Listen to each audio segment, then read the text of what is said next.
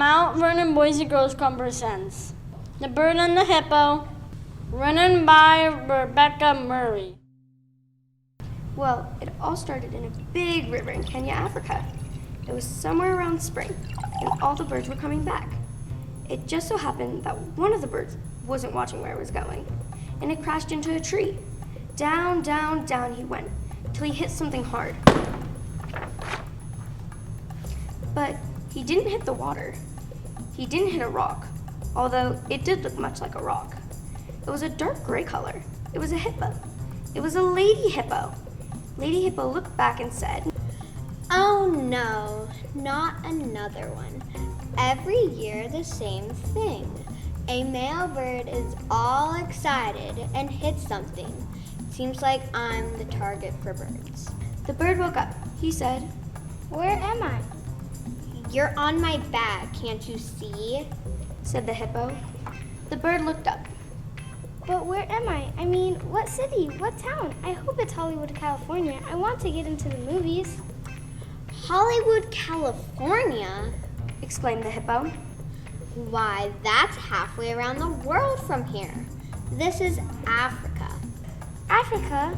exclaimed the bird, filled with shame.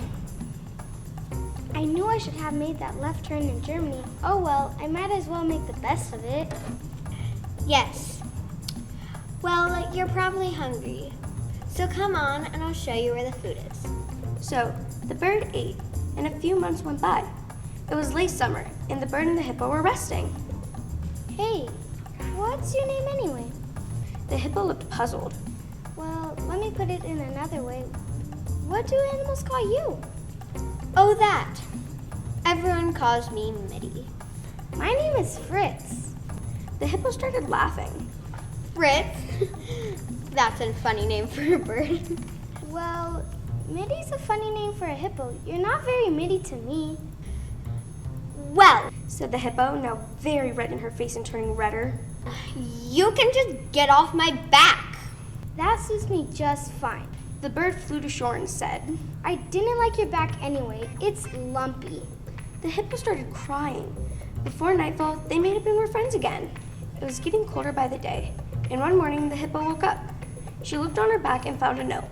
It said, "Goodbye, Mitty. I'm sorry, but I had to migrate last night. I didn't want to wake you up, and my flock was flying above me. Yours truly, Fritz." But the time passed quickly. It was near spring. Then suddenly, crash! Fritz came crashing down right on Mitty. "Fritz! Oh, Fritz, I missed you so much."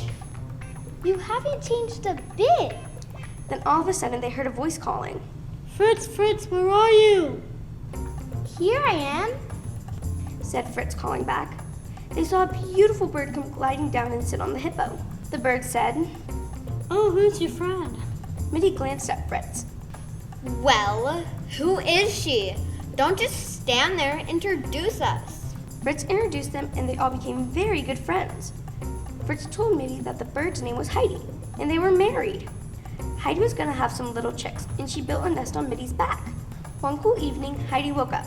She shook Fritz. "Fritz, Fritz, wake up! "Why did you wake me up?" My eggs are hatching!" Just then, Mitty woke up. "What's all the excitement?" She said in a mad voice.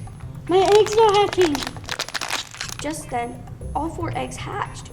There were 2 girls and 2 boys.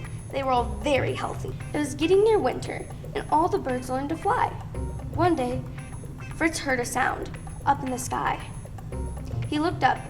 He saw his flock flying above him. He gathered everyone together, and they started packing. When they'd gotten everything packed, they waved goodbye to Mitty and set off on their long flight to Germany. They visited Mitty every chance they got, and always brought her presents. So, if it wasn't for the wrong right turn in Germany, they wouldn't have met Mitty. The end. The end. The end. The end.